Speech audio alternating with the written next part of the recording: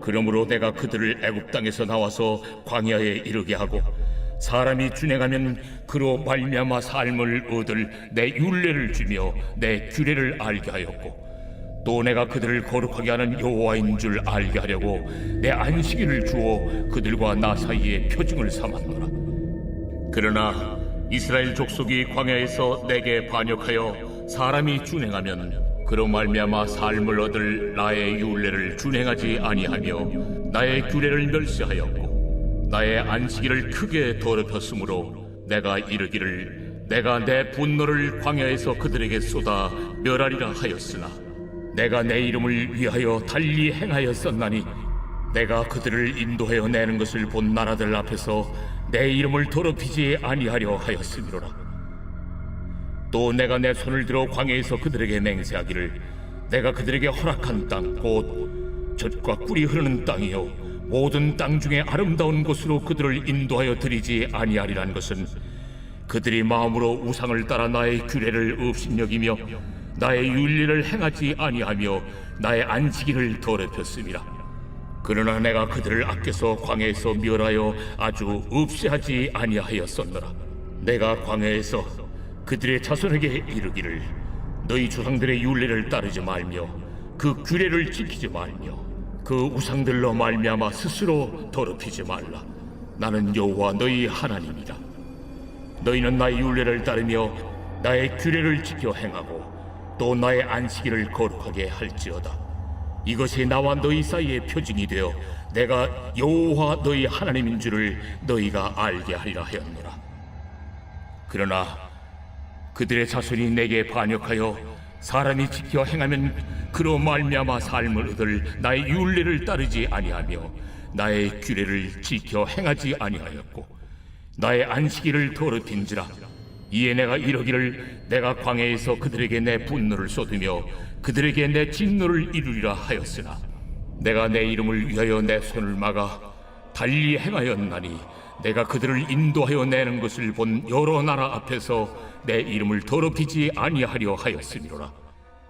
또 내가 내 손을 들어 광야에서 그들에게 맹세하기를 내가 그들을 이방인 중에 흩으며 여러 민족 가운데 해치리라 하였나니, 이는 그들이 나의 규례를 행하지 아니하며 나의 율례를 멸시하며 내 안식일을 더럽히고 눈으로 그들의 조상들의 우상들을 사모함이며 또 내가 그들에게 선하지 못한 율례와 능히 지키지 못할 규례를 주었고 그들이 장자를 다 화제로 드리는 그 예물로 내가 그들을 더럽혔음은 그들을 멸망하게 하여 나를 여호와인 줄 알게 하려 하였습니다.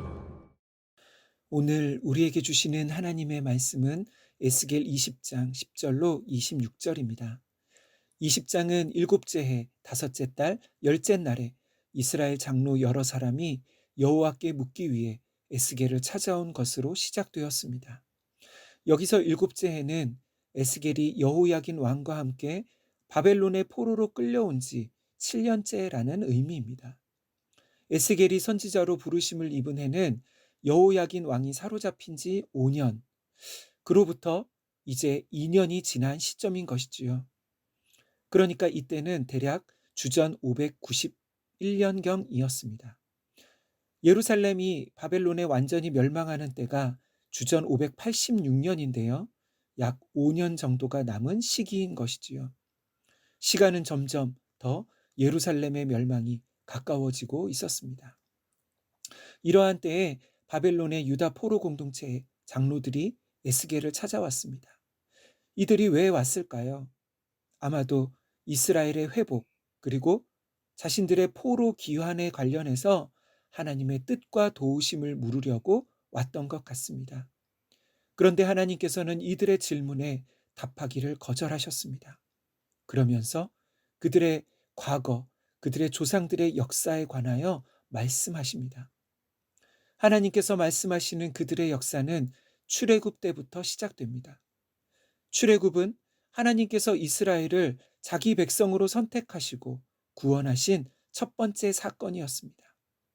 하나님께서 이스라엘을 선택하신 이유는 그들이 선택받을 만한 어떤 자격이 있어서가 아니었습니다. 하나님께서 그들을 선택하시고 출애굽시키신 이유는 그분의 이름이 열방 이방인들 눈앞에서 더럽히지 않기 위함이었습니다. 그리고 출애굽한 이스라엘을 광야로 인도하셨습니다. 11절과 12절입니다.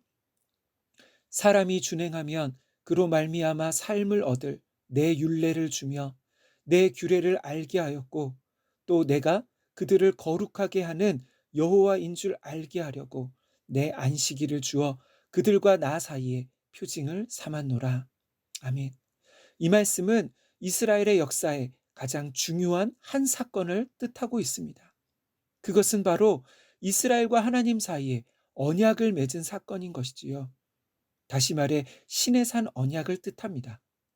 이 언약 관계를 통해 이스라엘은 열방 중에서 하나님의 택함 받은 백성이 되고 오직 하나님만 그들의 하나님이 되시는 마치 이스라엘과 하나님이 결혼한 부부 관계가 되는 것이지요.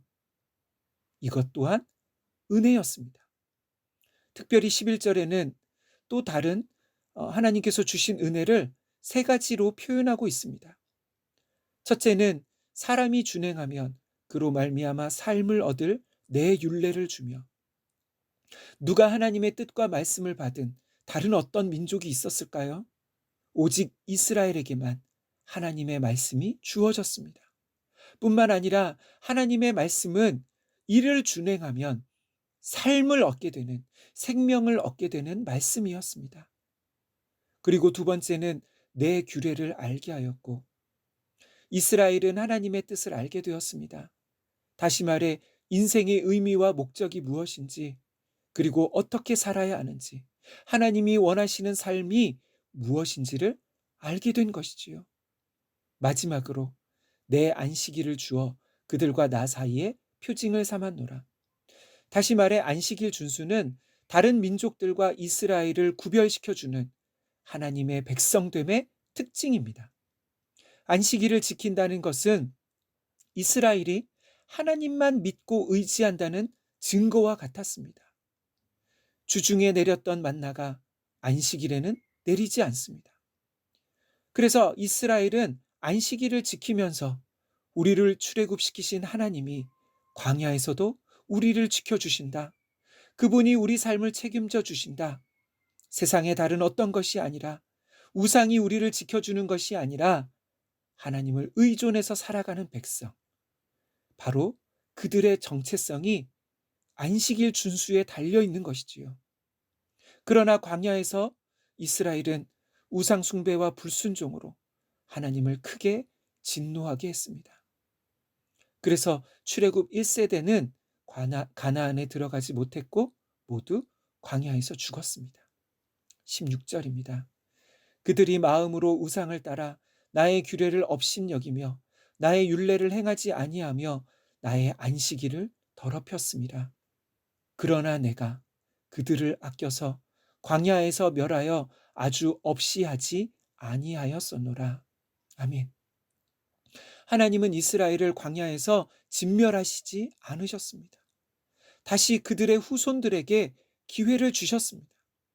하나님께서 이스라엘에게 원하신 것은 무엇일까요? 그들이 우상 숭배하지 않고 안식일 준수로 대표되는 하나님의 율례와 뜻을 순종하면서 열방 가운데서 구별된 하나님의 백성의 삶을 살아가는 것입니다. 그런데 또다시 그 후손들도 우상 숭배하고 불순종하고 말았습니다. 이것이 이스라엘의 역사입니다. 하나님께서는 지금 이스라엘의 장로들에게 무슨 말씀을 하고 싶으신 것일까요? 너희도 너희 조상들의 죄를 반복하고 있다는 것입니다. 사랑하는 성도 여러분, 오늘 말씀은 우리에게 역사는 반복된다는 것을 가르쳐 주고 있습니다. 이스라엘은 그들의 역사를 통해 교훈을 얻어야 했습니다. 처음에 어떻게 이스라엘이란 나라가 시작되었는지, 하나님께서 그들에게 어떤 은혜를 베풀어 주셨는지, 그리고 하나님이 그들에게 원하시는 삶이 무엇인지 율법과 계명을 통해 주어진 것이지요. 하나님과 언약을 맺었지만 오늘까지 끊임없이 우상 숭배와 불순종하는 이스라엘을 하나님은 참아주시고 또다시 기회를 주셨습니다. 왜요? 그들에게 무슨 자격이 있어서가 아니라 그분의 이름을 위하여 그렇게 하셨습니다. 그래서 회복의 소망은 어디에서 시작될까요? 현재의 문제 해결은 과거에서 찾을 수 있습니다. 과거를 돌아보며 하나님이 원하시는 것을 깨닫고 돌이킬 때 다시 회복의 소망이 있는 것이지요. 은혜가 풍성하신 하나님 아버지, 오늘 말씀을 통해 역사는 반복된다는 것을 보게 되었습니다. 주님, 우리 또한 이전 세대의 잘못을 반복합니다. 과거로부터 교훈을 얻어 깨닫는 은혜를 주옵소서. 주님은 이스라엘을 용서하시고 다시 한번 기회를 주셨지만 그들의 역사는 과거 그들 조상들과 같이 우상숭배와 불순종으로 돌아갔습니다. 주님, 우리 역시 구원의 은혜를 입었음에도 또다시 과거로 돌아가는, 과거의 죄된 삶을 반복하는 그런 어리석음과 죄의 종노릇 하는 데서 벗어나게 하옵소서. 날마다 주님을 의지함으로 우리 안에 속사람이 강건해지게 하옵소서. 거룩하신 예수님의 이름으로 기도하옵나이다.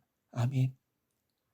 이 시간 함께 기도할 제목입니다. 첫째, 하나님의 은혜를 경험했음에도 끊임없이 죄된 삶으로 돌아가는 우리의 연약함을 깊이 깨닫게 하옵소서. 두 번째, 우리의 주일 예배가 의식적 습관적인 것에서 벗어나 하나님만 온전히 의지하는 예배의 날 되게 하옵소서. 마지막으로 임직받은 모든 임직자들이 무엇보다 더욱 하나님의 은혜와 능력을 구하는 참된 예배자 되게 하옵소서. 함께 기도하겠습니다.